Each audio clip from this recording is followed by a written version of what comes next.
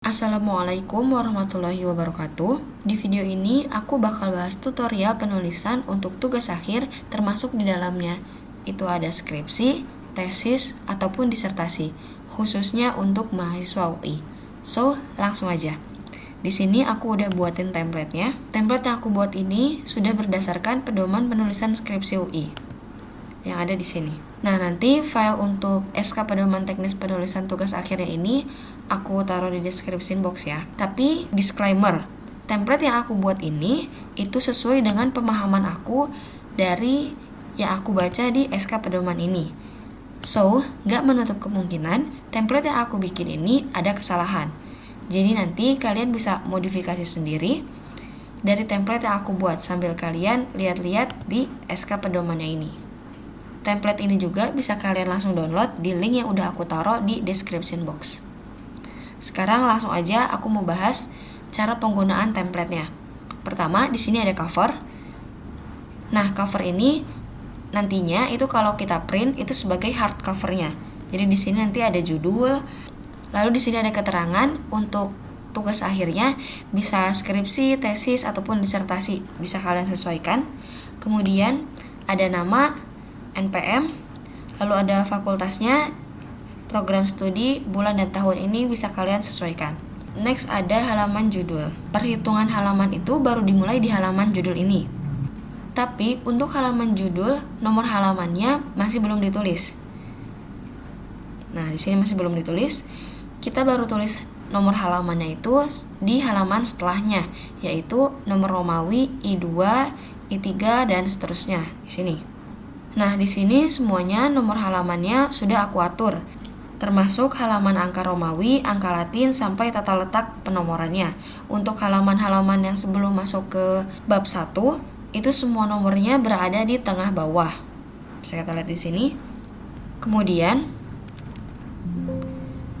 begitupun untuk halaman awal di tiap-tiap bab, selalu berada di tengah bawah, seperti ini.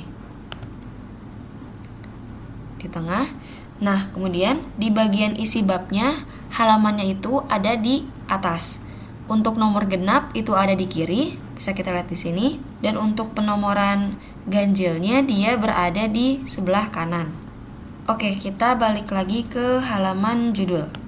Nah, di sini setelah halaman judul ada halaman kosong. Nah, aturan mengenai halaman ini mungkin beda-beda ya tiap fakultas. Ada yang pakai halaman ini atau enggak. Karena di SK Pedoman Penulisan Tugas Akhirnya sendiri itu enggak dibahas. Tapi yang jelas, kating-kating di jurusan aku itu sebelumnya pada pakai halaman ini.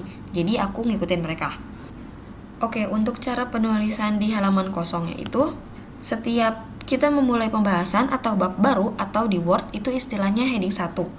Nah, setiap kita mau memulai heading 1, halamannya harus ganjil. Untuk lebih jelasnya, di sini aku mau zoom out dulu supaya tampilannya terlihat seperti lembaran pada buku. Ada sebelah kiri dan sebelah kanan.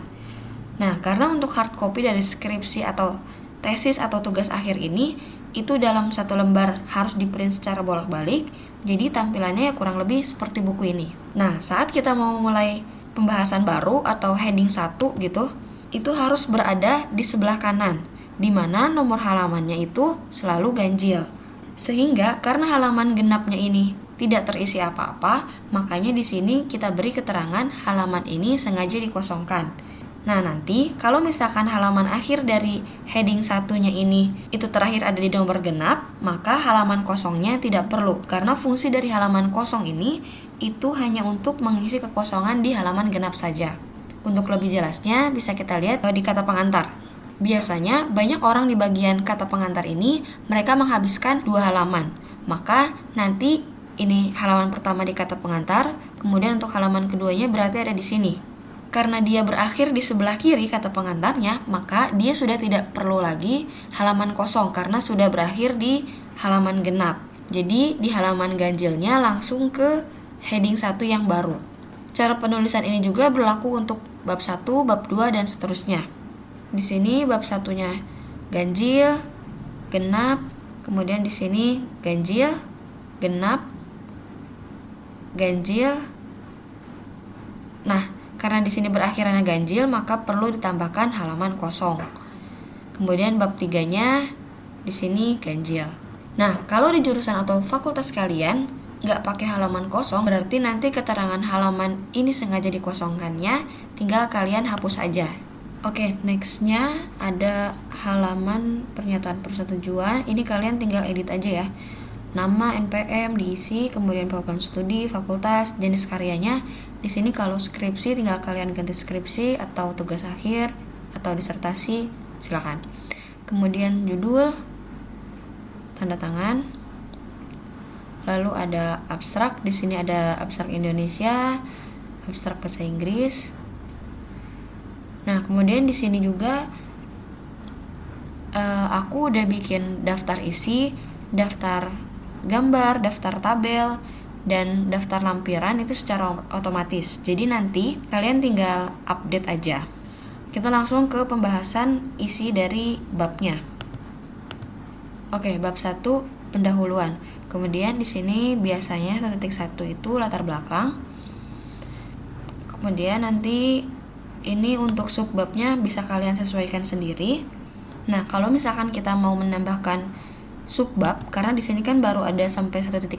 Misalkan kita mau menambahkan subbab, kalian tinggal enter di kalimat terakhir. Kalian enter gini, kemudian pilih style. Nah, ini kan masih normal. Kita ganti ke heading 2. Nah, muncul 1.4. Tinggal kalian tulis di sini. Misalkan batasan masalah.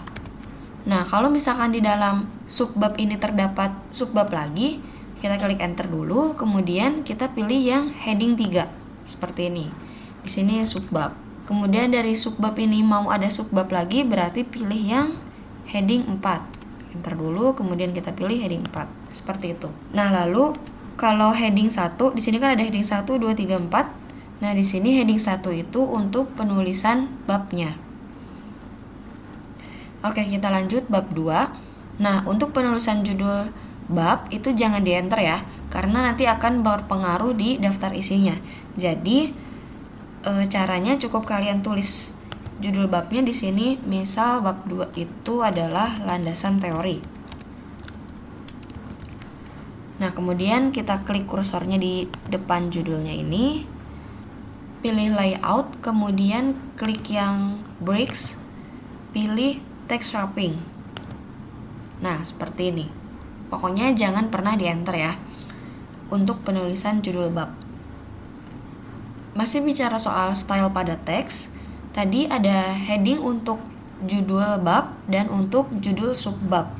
Nah, untuk isinya sendiri, untuk ini, itu style yang kita gunakan adalah style normal. Oke, next. Oh ya, di sini aku baru bikin sampai bab 4. Nah, nanti kalau kalian mau nambah bab baru, yaitu bab 5, bab 6, atau berapapun, caranya yaitu kalian letakkan kursornya di kalimat terakhir pada bab sebelumnya. Kemudian, kalian klik layout, kemudian breaks, klik yang next page. Nah, kalau sudah ada di halaman yang baru, kita bisa klik style, kemudian pilih heading 1 karena kita mau bikin bab baru. Tulis heading 1, kemudian udah ada otomatis tulisan bab 5-nya, kita bisa tulis misal kesimpulan dan saran. Setelah itu sama seperti tadi caranya, jangan di-enter, kita taruh kursornya di paling depan dari judul, kemudian layout, breaks, lalu text wrapping. Seperti ini. Tapi yang perlu kita ingat adalah penulisan awal bab itu harus bernomor ganjil. Di sini penulisan awal babnya masih bernomor genap, sehingga yang perlu kita lakukan adalah ini di bab sebelumnya itu berakhir di ganjil, sehingga di sini bab 4-nya harus kita tambahkan 1 lembar lagi yang berisi halaman ini sengaja dikosongkan. Untuk mendapatkan halaman kosongnya itu kita bisa secara manual klik enter saja sampai dia pindah halaman ke halaman selanjutnya, halaman genap, yaitu halaman 10 ya kalau di sini. Nah, sampai seperti ini. Setelah itu nanti di bab barunya akan bernomor ganjil. Seperti itu. Lalu nanti karena di sini kosong, untuk keterangan halaman ini sengaja dikosongkannya, kita bisa kopas dari sini. Ini kan tadi ada ya. Misalkan di sini kita kopas aja. Kemudian kita paste di sini. Bagian sini. Kita paste. Kemudian positionnya kita taruh di tengah. Oke, seperti ini. Oke, lanjut kita bahas tentang penulisan caption gambar, tabel, persamaan, dan lampiran. Contohnya di sini. Nah, misalkan di sini ada gambar, kemudian kita tulis captionnya, lalu setelah caption di bawahnya, kalau kita ambil dari referensi, berarti di bawahnya harus ada keterangan sumbernya. Nah, jika dari gambar ini kita edit-edit, maka harus ada keterangan telah diolah kembali. Kalau misalkan tidak kita edit, murni dari referensi yang kita dapatkan, maka kalimat ininya tidak perlu, bisa kita delete saja. Oke, untuk cara penulisan captionnya, misalkan di sini saya coba copy aja ya gambarnya. Misalkan kita paste atau di insert gambarnya di sini. Jangan lupa setelah kita taruh gambarnya di sini, kita ke wrap text atau bisa klik yang di sini atau yang di sini juga bisa. Klik dan kita pilih yang top and bottom. Kemudian kita taruh di tengah gambarnya. Untuk penulisan captionnya kita taruh kursornya di bawah. Kemudian kita klik reference, kita klik insert caption, klik label, kemudian nah di sini labelnya udah aku buatin, ada gambar, lampiran, persamaan, dan tabel. Karena ini gambar, berarti kita pilih label yang gambar. Nah di sini secara otomatis sudah ada penomoran dari labelnya. Kita klik OK. Nah sudah muncul. Jadi kita tidak perlu manual untuk menulis nomor gambarnya ini. Kita tinggal tulis judulnya pesawat 2 gitu. Kemudian kita enter. Misalkan ini kita dapat dari reference, maka kita tulis sumbernya. Kita klik home, ke style, kemudian kita pilih sumber. Klik. Setelah itu kita exitin aja. Kita tulis sumber. Nah di sini kita tinggal tulis referensinya aja. Nah, cara ini juga berlaku untuk penulisan pada tabel. Bisa kita lihat di sini. Ini, jadi nanti kita tinggal pilih reference, insert caption, pilih yang label tabel. Gitu. Nah, untuk tabel, penulisan sumbernya itu ada di bawah tabelnya. Dan untuk captionnya ada di atas tabel. Kemudian di sini untuk penulisan persamaannya, di sini aku menggunakan tabel dengan 2 kolom. Kolom yang sebelah kiri ini untuk penulisan persamaannya, yang sebelah kanan untuk penulisan labelnya. Nah, untuk penulisan label atau penulisan caption dari persamaan, aku contohin di sini. Misalkan kita punya persamaan baru, aku tambahin dulu tabelnya. Misalkan di sini persamaannya A sama dengan B. Setelah itu, nah untuk penulisan captionnya, kita taruh kursornya di bawah aja dulu. Jangan langsung di sini. Kita taruh di bawah dulu, kemudian reference, kita klik insert caption, pilih yang label persamaan. Nah gini deh, kemudian ini nomornya kita cut aja, kita pindahin, CTRL-X, kita pindahin ke sini. Jangan lupa pakai kurung, kemudian kita paste di sini, lalu tutup kurung. Jadi untuk penulisan caption dari persamaan seperti itu. Selain insert caption, kita juga bisa secara otomatis merujuk dari labelnya. Misalkan di sini aku mau ngerujuk gambar yang di atas. Biasanya kan gini ya, seperti yang ditunjukkan pada gambar 1.1 misalkan. Nah, di sini saat kita merujuk gambar 1.1, ini kita tidak perlu menuliskannya secara manual. Kita bisa tuliskan secara otomatis. Misalkan kita delete dulu. Di sini kita klik insert cross reference. Kemudian untuk reference type-nya kita klik, karena di sini kita mau merujuk gambar, berarti pilih yang gambar. Nanti kalau kita mau merujuk lampiran, persamaan, atau tabel, tinggal pilih aja. Kita klik gambar, kemudian di insert reference to-nya diganti jadi only label and number. Kemudian kita klik gambar yang mau kita rujuk, kita pilih misalkan gambar 1.1. Kita klik insert. seperti ini. Jadi kalau kita lihat di sini, ini sudah secara otomatis akan merujuk ke gambar 1.1. Tujuannya apa sih penulisan seperti ini gitu secara otomatis? Nah, bisa kita lihat di sini, jika kita klik CTRL di keyboard kemudian kita klik rujukannya, maka yang terjadi adalah kita akan dibawa atau dirujuk langsung ke gambar yang bersangkutan. Nah, ini juga berlaku saat kita mau merujuk tabel, persamaan, ataupun lampiran. Seperti itu. Fungsinya dari penulisan caption secara otomatis ini juga, misalkan kita sebelum di gambar 1.1 ini kita mau nambahin gambar lain. Misalkan gambarnya ada di sebelum gambar 1.1. Misalkan di sini ya, misalkan. Kita atur dulu posisinya di tengah, klik insert caption, kemudian pilih labelnya gambar, kemudian klik OK. Nah, secara otomatis di sini penomorannya langsung ke 1.1. Kemudian gambar selanjutnya jika kita lihat langsung berubah ke 1.2. Nah, selain itu misalkan ada gambar-gambar yang ingin kita hapus. Misalkan di sini kita mau hapus yang gambar ini nih. Kita hapus, kita delete. Bisa kita lihat di sini penomoran dari label gambarnya masih 1.2, sedangkan tadi gambar sebelumnya sudah dihapus. Nah, supaya semua penomoran labelnya yang di bawah itu terupdate, kita klik CTRL-A, kemudian klik di nomornya ini, klik kanan, lalu pilih update field. Pilih yang entire table, semuanya kita pilih entire table supaya semuanya terupdate. Nah, seperti ini. Jadi nanti ini gambar 1.1 yang di bawah pun udah terupdate semua. Nah, jadi kita nggak perlu manual lagi untuk edit-edit nomornya. Next aku mau bahas soal penulisan sitasi dan referensi. Untuk mahasiswa UI, kita sebenarnya udah disediain fasilitas EndNote gratis. Itu apps untuk menulis referensi, serupa dengan Mendeley. Kalau kalian cek email UI kalian masing-masing, itu setiap bulannya dari Perpustakaan UI itu mengirimkan email tentang informasi akses online database.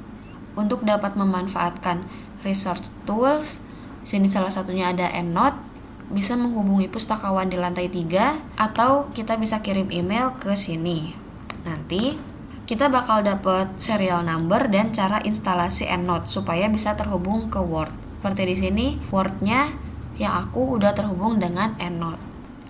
Untuk cara penggunaannya, kalian misalkan sudah terinstall EndNote di Word dan di aplikasinya, kita buka EndNote, buka aplikasinya, kemudian nanti tampilannya akan seperti ini.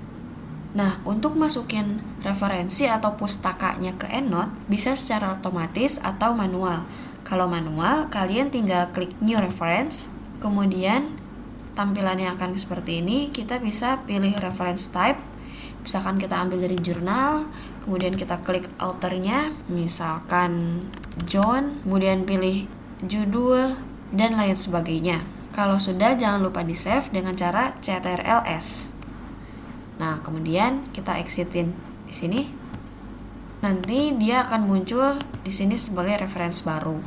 Nah, kalian masih bisa edit referensi yang kalian tulis. Di sini sebelah kanan kalian klik reference, kemudian bisa kalian edit bibliografinya. Misalkan di sini 2021, kemudian judulnya adalah pustaka misalkan, terus jurnal-jurnal, nama jurnal, dan lain sebagainya. Jangan lupa kita save dengan CTRL-S, kemudian nanti otomatis dia akan terupdate. Dan untuk hasil bibliografinya bisa kita klik preview di sebelah kanan. Nah, ini hasilnya. Nah, untuk style dari bibliografinya bisa kita ubah-ubah di sebelah sini. Di sini ada APA dan macam-macam. Bisa kalian select another style juga kalau stylenya nggak ada di sini. Klik, kemudian pilih. Di sini udah tersedia banyak banget style. Itu secara manual. Untuk secara yang otomatisnya, kita bisa buka Google Scholar, kemudian kita tuliskan nama buku, jurnal, atau apapun yang kita pakai sebagai referensi. Misalkan di sini nama bukunya adalah Machine Learning. Misalkan buku yang kita cari itu ini. Tinggal kita klik kutip. Untuk merujuknya kita pilih EndNote. atau yang refman ini. Kita bisa pilih salah satu aja, misalkan yang EndNote. Kemudian kita close. Nah, di sini sudah ada hasil download kita. Kita tinggal klik aja, kita buka filenya. Nanti secara otomatis referensi itu udah masuk ke aplikasi EndNote kita. Kalau kita klik all reference, dia sudah gabung dengan referensi-referensi yang lain. Misalkan kita masih mau edit referensinya karena dinilai mungkin masih ada yang kurang dari informasi di Google Scholar, bisa kita klik di referensinya, kemudian kita edit di sini. Jangan lupa Ctrl+S untuk save, kemudian bisa kita lihat hasilnya di preview. Kita balik lagi ke Word untuk bahas cara citasinya. Misalkan ini adalah kalimat yang dikutip dari referensi yang kita maksud. Kita buka lagi EndNote-nya. Misalkan referensinya itu kita dapat dari sini. Kita select ini aja, kemudian balik ke Word, kita pergi ke tab EndNote, kemudian kita klik Insert Citation. Pilih Insert Selected Citation. Udah secara otomatis nanti dia akan muncul di sini. Nah, jangan lupa untuk stylenya antara EndNote yang di sini, jenis stylenya dengan yang di Word itu harus sama ya. Di sini sama-sama APA. Nah, untuk penulisan yang seperti ini biasanya ada di akhir kalimat. Kadang dalam penulisan skripsi atau tugas akhir, kita juga menggunakan citasi di awal kalimat. Nah, nanti kita tinggal klik citasinya, kemudian klik kanan, pilih Edit Citation, lalu pilih yang Author Year. Nah, seperti ini. Ntar biasanya tuh gini kan, menurut ini bla bla bla gitu kan. Jadi kita bisa merujuk di depan atau kita rujuk di belakang. Nanti tinggal edit citationnya aja. Seperti itu deh. Nah, ini juga citasi ini juga bisa kita gunakan saat kita menulis sumber di gambar di sini. Jadi kita tinggal klik aja, misalkan referensinya yang ini. Kita klik Insert Citation, Insert Selected Citation. Nah, nanti dia munculnya di sini. Lalu gimana caranya kalau misalkan kutipan yang kita maksud itu berasal dari 2 referensi atau lebih? Berarti nanti kita tinggal select referensi yang dimaksud. Misalkan 3 referensi ini. Balik lagi ke Word, kemudian misalkan di sini kita insert citation, insert selected citation. Udah deh, nanti muncul 3 referensi sekaligus. Nah, citasi yang sudah kita tulis di sini, bibliografinya itu akan muncul di halaman terakhir dari file ini. Di sini halaman terakhirnya ada di lampiran, maka nanti di sini referensinya otomatis ada di sini. Nah, karena seharusnya ada di daftar pustaka, maka sebaiknya lampirannya kita hapus dulu aja ya, supaya dia masuknya di daftar pustaka. Nah, terus misalkan semua penulisan skripsinya atau tugas akhirnya udah selesai, tinggal lampiran aja. Berarti nanti di ujung dari daftar pustakanya kita taruh kursor di paling bawah. Kemudian sama seperti tadi caranya untuk nambahin lampiran, kita klik di layout. Karena itu heading baru, maka kita klik breaks, kemudian next page. Setelah next page, kita klik pilih stylenya. Untuk penulisan bab baru atau heading 1, kita klik yang heading 1. Nah, di sini kan munculnya bab 6 ya. Kita tinggal delete aja, kita tulis lampiran. Lalu kita ubah jadi di tengah. Seperti itu deh. Nah, kemudian untuk penulisan judul lampiran atau label lampirannya bisa kita pergi ke reference, insert caption, labelnya pilih lampiran, lalu klik OK. Kemudian untuk lampirannya sendiri, kita ubah stylenya. Awalnya dia berbentuk caption, kita ubah stylenya menjadi lampiran. Kita klik ini. Karena kita ingin menyesuaikan dengan SK Pedoman Penulisan Tugas Akhir UI. Lalu kita tulis judul lampiran. Oke, terakhir, saat kita ingin save file ini ke dalam bentuk PDF, kita mau semua headingnya ini masuk ke dalam PDF sebagai bookmark. Nah, caranya kita klik file, kemudian save as, kemudian more option, kita pilih PDF. Nah, optionnya pastikan create bookmark using headings-nya itu tercentang. Klik OK, kemudian kita save. Dan ini hasil PDF kita. Kemudian sebelah kiri kita klik tanda bookmark, kemudian di sini semua heading yang kita bikin itu muncul di sini. Nah, ini memudahkan kita saat kita membaca file PDF-nya. Jadi kita tinggal klik heading yang kita maksud. Oke, thank you semuanya yang udah nonton video ini. Semoga video ini bisa bermanfaat buat kalian para pejuang tugas akhir, entah itu skripsi, tesis, maupun disertasi. Semangat! Assalamualaikum warahmatullahi wabarakatuh.